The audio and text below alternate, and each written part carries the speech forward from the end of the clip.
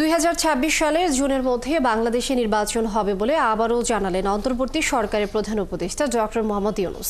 বুধবার জাপানে 4 দিনের সরকারি সফরে প্রথম দিনে জাপানের সাবেক প্রধানমন্ত্রী তারো আসোর সাথে সাক্ষাতে তিনি এই কথা বলেন জানিয়েছেন প্রধান উপদেষ্টার প্রেস সচিব শফিকুল আলম। এই সময় রোহিঙ্গা প্রত্যাবাসনে তার কাছে ও জাপানের আইন প্রণেতাদের কাছে সহায়তা চান। জাপান থেকে বিস্তারিত মোহন ইসলামের প্রতিবেদনে।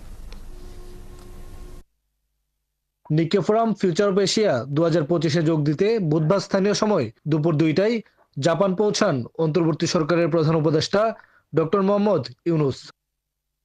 পরে তার সাথে সাক্ষাৎ করেন জাপানের সাবেক প্রধানমন্ত্রী ও জাপান বাংলাদেশ পার্লামেন্টারি ফ্রেন্ডশিপ লীগের প্রেসিডেন্ট তারা আসু।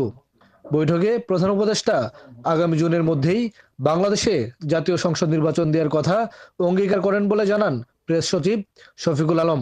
ইলেকশন ডিসেম্বর থেকে জুনের মধ্যে হবে। উনি বলেছেন যে তার গভর্নমেন্ট অলরেডি বিভিন্ন এরিয়াতে সিরিজ আকারে ইনভেস্টমেন্ট করেছেন। এই ইনভেস্টমেন্টের সিরিজ আকারে রিফর্ম করছেন এবং রিফর্মের অলরেডি আমরা কিছু ফল পাচ্ছি। প্রধান উপদেষ্টা বলেন, সংস্কার ও বিচার কার্যক্রম দ্রুত সময়ের মধ্যেই এগিয়ে যাচ্ছে। ফরেন এক্সচেঞ্জ আপনার রিবিল্ডিং হয়েছে, তারপরে হচ্ছে ব্যাংকিং সেক্টরের হেলথটা রেস্টোরেশন হয়েছে ব্যাংকিং সেক্টর। আর আমাদের যে 3-4-5 বিলিয়ন ডলারের মতো যে ঋণ হয়েছিল, যেই টাকাটা শেখ হাসিনা না দিয়েই পালিয়ে গিয়েছিলেন, সেই পুরো টাকাটার